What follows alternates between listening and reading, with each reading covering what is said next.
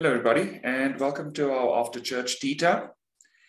Today, I'm joined by Lisi and Nicole, and we are going to have a fun discussion around the sermon from Abir today. So I'm going to just open it up to everybody and just get your view of what you felt most stand out for you, and then we can just progress from there.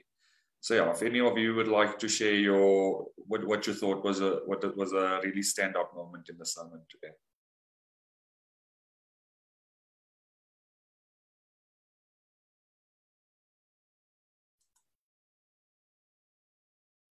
Well, I guess I'll go.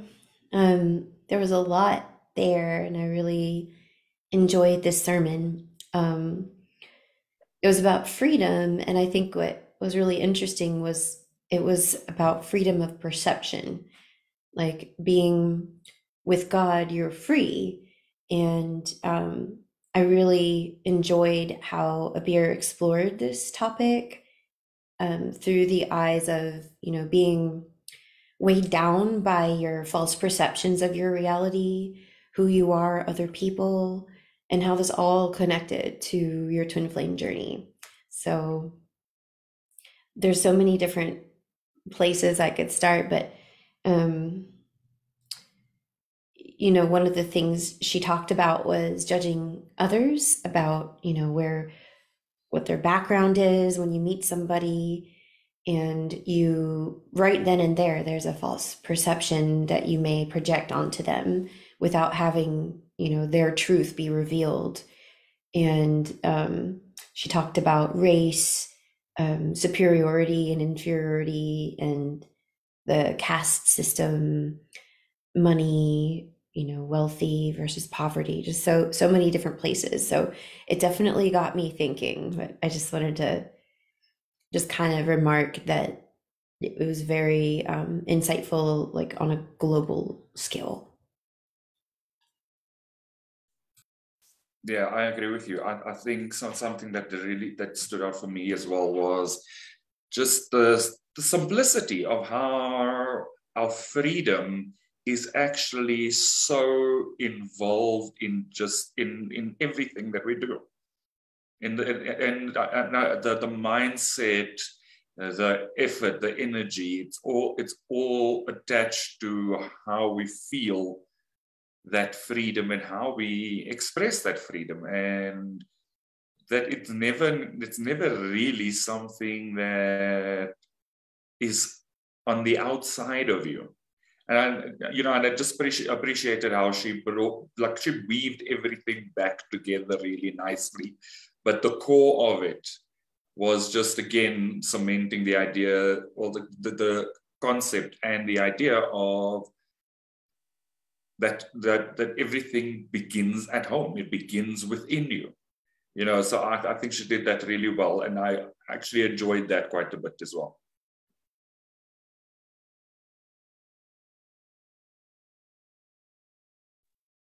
Yeah, thank you.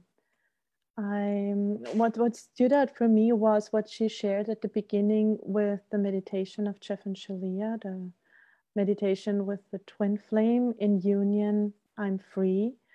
And what it brought up for me is that you have the freedom and the union within, and therefore so you can create the freedom outside of yourself, which means you just have freedom with God in union.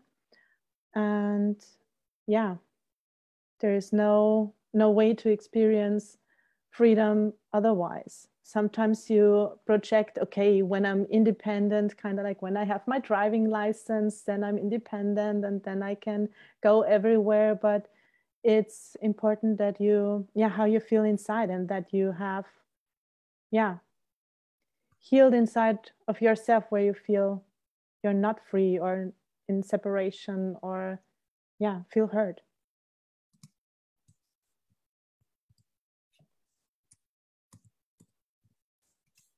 Yeah, like what you said, Nicole. I like how Abir touched on like the illusion of separation, many confused with freedom. Like if I'm experiencing separation from God, then I'm free, and that's completely false. And that translates into your union too. Like, I remember Jeff and Shaleia talking about when you're in your union, that's where you're the most free. Like, and especially the divine masculine, this is something that the divine masculines are working on now too, is realizing that they're the most free, and the feminines too. It's not just a masculine thing, but you have the most freedom when you surrender into your relationship with God and your natural state of being. And it's not freedom to struggle in the illusion of separation. Like, that's, you're not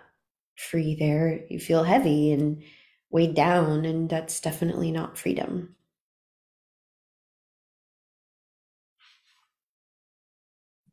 Yeah, and I think that's something that, but that, like, kind of just jogged my memory in terms of how when those thoughts are sitting in your head in the background, and when you heal it and you unclutter your mind, I always find that after I've done a big piece of healing, I look around the space, and I feel like uncluttering the physical space after I've done a big piece of healing. And again, it's just that your healing always translates into a much healthier feeling, and so that healthier feeling translates into your environment, and it constantly reminds me how easily we can work through those upsets and heal them, even when we think they're big.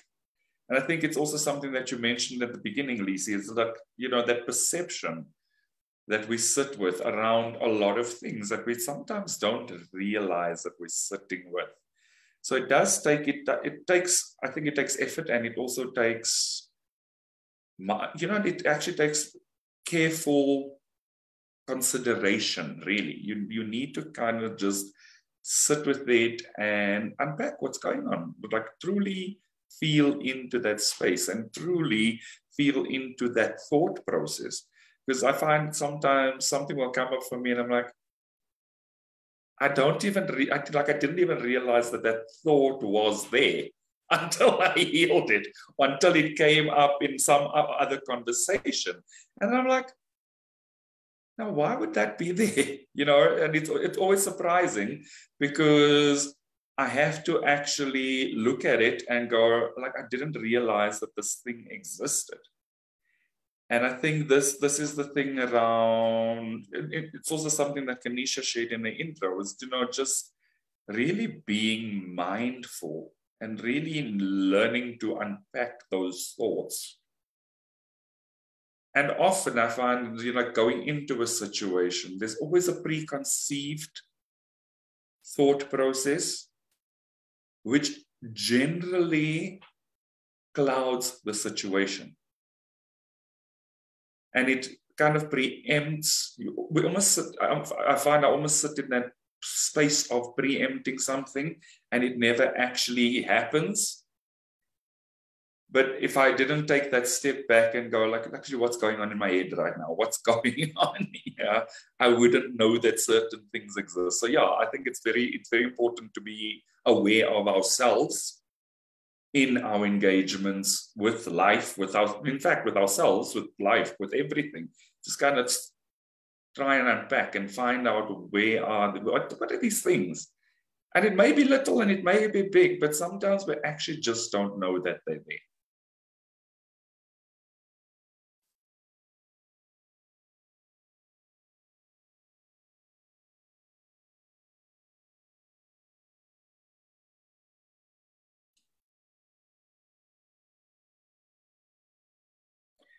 I think something else that stood out for me in the sermon as well was also Abir sharing the quote that you can't actually be great without being free. And I just, again, it's just something that always strikes me through the sermons. It's like you really need to sit and pay attention through the sermon, even when you're relaxing into it. Just to pay attention, because there's always a piece. I always find a piece in each and every sermon that's like, yeah, I can work through this one for this week. I can really sit with it and allow it to really take me to the next level of my healing. And so I often find that the sermons are a great precursor for the healing that I need to do, or that the healing that I would like to do in a certain space, because it always gives me something to focus on. So I'm not sure how you guys have found the sermons, and like what you find in terms of taking it forward into your week. Oh my gosh, yes. It's like Kanisha said that too in her intro, and she was saying like, every week it's like exactly what you need to hear. And I feel that too, because Abir said it in the sermon, like she said that as you go deeper, you're going to go into deeper places where you were holding on to like these really heavy beliefs about yourself, or stories that you tell yourself about yourself. Like mine, just to like be personal, like I'm noticing that deep within, like all these beliefs that oh gosh, there's like a couple like core beliefs that I'm like, wow, this is really lodged in here. Unworthiness is one. Just these voices that come into my mind every now and then, like, oh, you'll never, like this, the healing that you have to do is too hard, you won't attain it in this lifetime. And I'm like, where'd you come from? Like, go away. And I mean, of course you can't like bat away the upset. You have to like go in and love yourself and heal it. And so I do. But it's definitely these core areas that, and one thing sorry, I didn't finish that sentence because another idea came. One thing Abir said was that you have these perceptions stored in your DNA. And I see that. And when she said that, I was like, that's confirming what I was kind of exploring, where I see my aunt, my mom's sister, ended up alone, and kind of sad.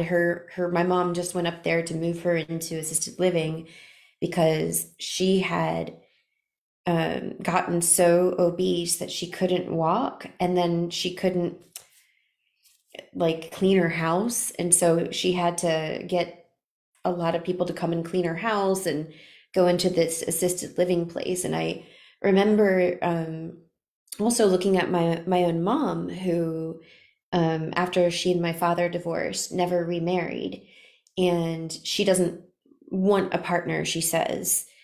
She feels too afraid to have a partner. And so I'm thinking of, in my heart, like looking at my physical family lineage and like kind of feeling those ideas that both my aunt and my mom bought into kind of in my own consciousness, and like really like processing through it, and having boundaries and saying no and choosing God. And I mean, I can feel it in my heart now, this kind of heaviness, that this belief that I'll never, like, it's like, I'll never have a partner, I'll never be with my twin flame, this heavy, yucky stuff. And the key, Jeff and Shaleia share, is when you see a thorn, you just pull it out. That's a Buddhist, I think, Buddhist phrase, and you don't need to examine it. So it's a matter of like disciplining and training myself to choose God and choose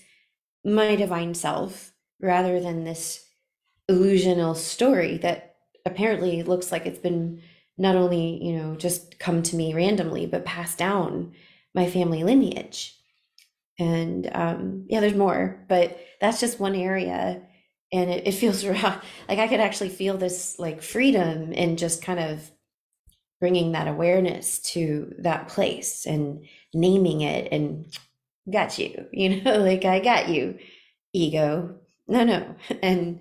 And so now I feel a lot of lightness and freedom coming in my heart.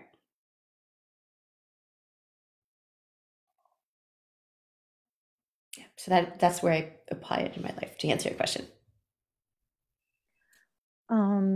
As you shared the discipline part, Jeff and Shaleia share that freedom comes from, or that freedom is discipline as well. So that you have to continuously do the work and write down the mirror exercise to really heal those places where you have the separation consciousness. And this is what stood out for me. When you want to be one with God, you can't do it otherwise than healing those parts and having this oneness inside of yourself through using the mirror exercise and through healing separation consciousness. This is what brings you freedom, and this is what brings you joy and life and happiness. And I like that both of you have brought that up, because I think one of the core things that we're constantly working towards as unionists is healing that sense of separation in every place. And so, it's something that Abir also shared in a sermon, is just even in thinking that we live in separate countries and that we're safe in our little country, we inadvertently fuel a sense of separation by seeing ourselves as distinct from other people. And so I think one of the things that for me stood out was just to clean up that little vibration there, because I never actually thought about it in that way, that in seeing countries differently and separately, we consciously and at a collective level kind of also adding to that sense of separation. And so, yeah, it was actually really cool to just sit back with that thought and go, there's definitely something there for me to look into and to feel into, because there's more of this root to be uprooted. As I was listening to the song, I was just like, oh, actually, I would never have even thought of that. And it's nice to, as you said, Lisi, nice to have the awareness in that space, because then you can go, well, okay, I've healed some of the stuff before, I can heal this too, and this is I think something that Abir also shared, that your sense of success grows with every successful mirror exercise you do. And so we know how to do this. And we know that it requires diligent work. We also know that we can, and it's a much more comfortable and much more healthy space to be in, because we know that we're capable of doing this. And as soon as you start to have a better perception in that space, the mirror exercise also starts to feel a lot easier to do. And so, I think it's just this diligence and consistency that we've really cultivated over a few years now, just constantly being diligent about actually healing the upsets. And so it starts to instill a level of confidence in that space, that even when these things come up to be healed, we know that we can, regardless of what they look like when they do come up. Because as you said, sometimes they take us by surprise, and other times it's just that it's mirrored, and we need to actually be aware. We need to be aware of our surroundings, of our environment, because yes, everything is a mirror. And everything is our teacher. And so it just helps when we can say, in all of that, even if we're uprooting it one root at a time, we are uprooting that sense of separation, and we are helping to clean up the collective vibration as we do this. Thank you, Granville. And I like exploring those places, the places that we uproot, not to follow them down the rabbit hole, but like race, for example, the dialogue on race that was had here and then now in the world, like the worldly issues, it's like we can't heal it unless we become aware of it, and paying attention to yourself and paying attention to the self that's expressed in the world, like who you are, what country you belong to. Like I have a really nice quote from the Baha'i faith. It's by the prophet founder Baha'u'llah. It says, "The world is one country and mankind are its citizens." And that's the truth, but we have to acknowledge like what is there blocking us and work through that. Same thing with the dialogue on race. We can't pretend that we've moved through the challenges that are there before we actually move through the challenges that are there. And we have to name those challenges and have those honest dialogues within ourselves and with each other. And I feel it feels a lot, it's like relieving when either I discover a pattern in myself or someone points it out and I have a realization. And it's like the culmination of all those like realizations adding up is what I think Ascension is, or what it feels like it's a part of Ascension. I also felt a lot of peace and relief in some of my dialogues that I've had with members of other races, and just hearing the truth that they share with me, listening, acknowledging things that were pointed out to me that I didn't know about being a white woman, for example. Just the different being honest and having open, honest dialogue with each other is a treasure, and having an open and honest dialogue with yourself is a treasure too, and the way to reveal these patterns and these illusions and separation from within and without.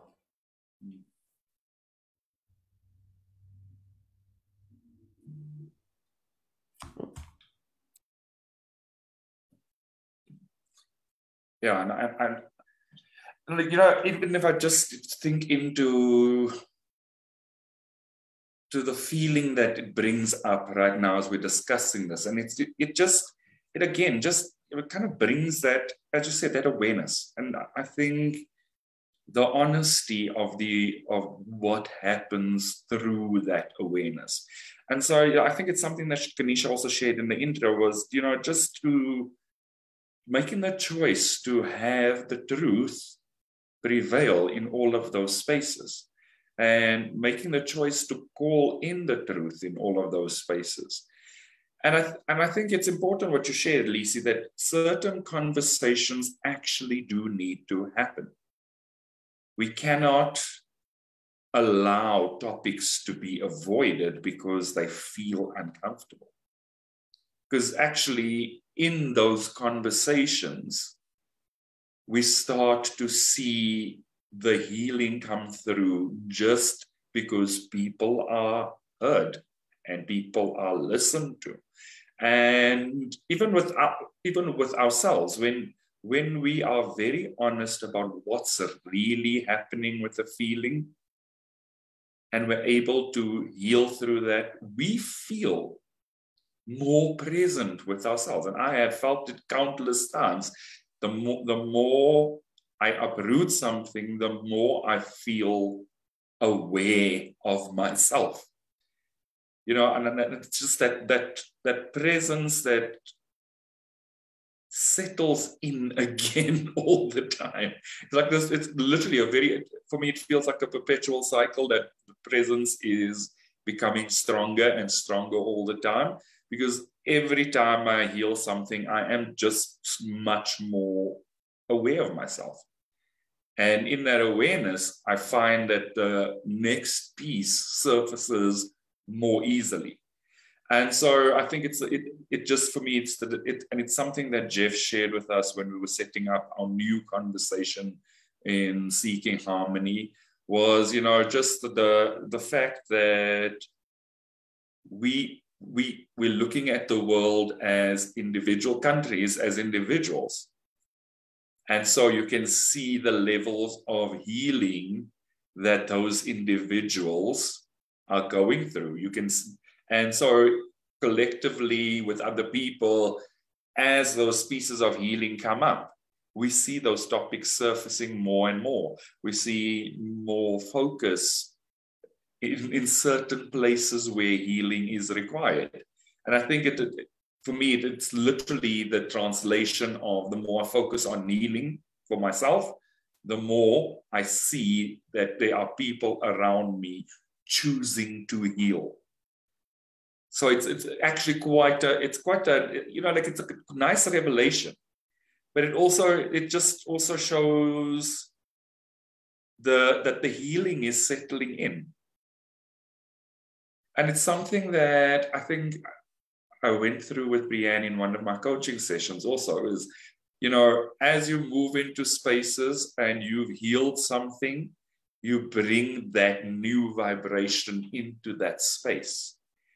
And so the whole space around you shifts. And it's really cool to see it in action. It's not that I'm doing the work for the spaces to shift, but at the same time, as I shift, so my surroundings shift with me. It's really cool.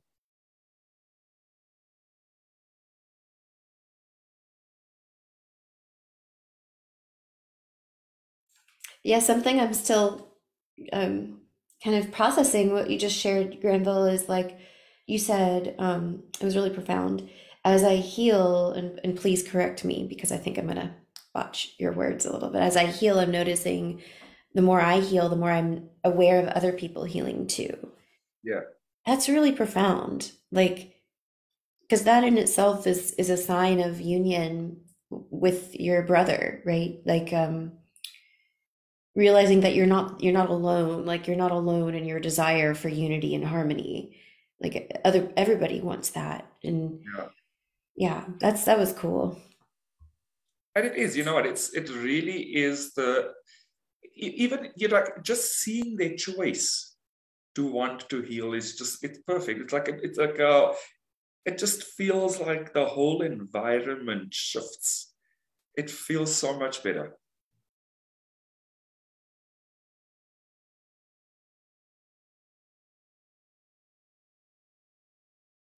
So the other thing I wanted to touch on, and I think it's something that was also that Abir shared quite a bit in her sermon, was around the concept of limiting thoughts and limiting beliefs.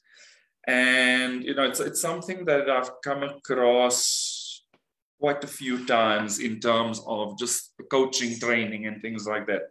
And sometimes I find that we don't realize a thought is limiting until we start to heal in that space. And I think something that Abir shared that stood out for me around it was just that they influence so much of your life. And I think you also touched on it, Lisi, in terms of the genetic imprint that happens with these limiting thoughts and limiting beliefs. And so, you know, one of the things that I went through when I was doing my NLP training was also, because what they do is they will actually take you into your timelines as well. And so part of the healing is to actually clean up the timeline. So, you know, I found it very useful for the reason that it allows me to take the step back and almost be much more of an observer, because I'm working through a timeline. And so I think it's very important for us to also be aware that we do carry these genetic imprints. And yes, while they are imprints, we are also very capable of healing them quite easily and quite quickly. So there isn't always a requirement for regression work and all this kind of stuff. And that's the fun of the mirror exercise, that you can, as long as you're bringing love into that place all the time, which is really the culmination of the mirror exercise, that the cleanup of that timeline happens quite easily.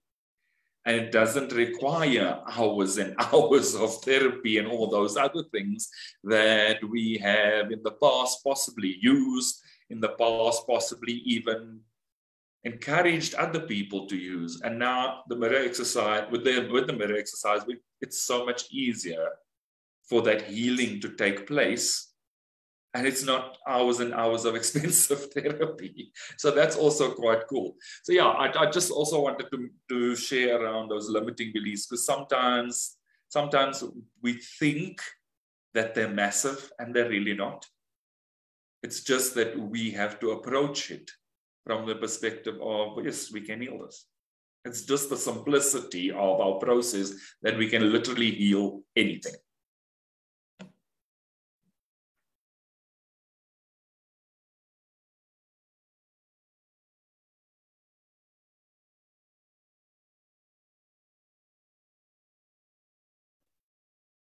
Yeah. Thank you, Granville, for what you've shared. What it brought up for me was that there is a reason why you're incarnated in your family system. And it's very wonderful to discover where you have limited thoughts or beliefs, because you can see where you're not in alignment with the family system you were born with. Because when your family system has limited beliefs about God or about relationships, you can see, thanks to the teachings of union, what's the truth and can heal there. And yeah, what the beauty in it is that if you are healing it, you're helping not just your ancestors, but everyone who's choosing to heal, because you've, yeah, helping humanity in doing that as well, when you're healing separation consciousness. And yeah, came up to my mind as you shared this, and also you, Lisi, with the DNA.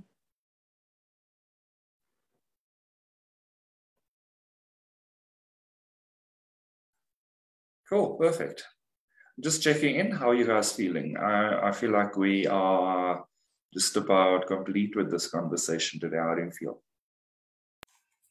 Yeah, I feel pretty complete. I just wanted to add something to what Nicole said, and you shared, is I actually experienced like going back to these timelines in my life through MAP, and going back to these moments that were important in shaping the thoughts and beliefs I had about myself, and kind of reframing them. And it was just so powerful.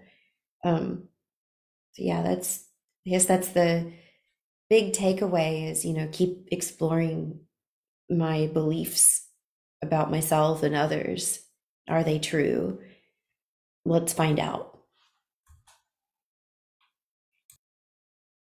Awesome. Thank you. And you, Nicole, how are you feeling? Yeah, I feel complete. Thank you. Perfect. So thank you to both of you for today's conversation and for being here with me for After Church Tea Time. And to everybody that's been following us, please also like and subscribe to our Church of Union YouTube channel, where you will find all our other After Church Tea Times, as well as any other live conversations that have happened in our Unionism Spiritual Discussion Group. And we look forward to seeing all of you again soon for another After Church Tea Time. Enjoy the rest of your day. Thank you. Thank you. Bye-bye. Thank you, Granville. Thank you.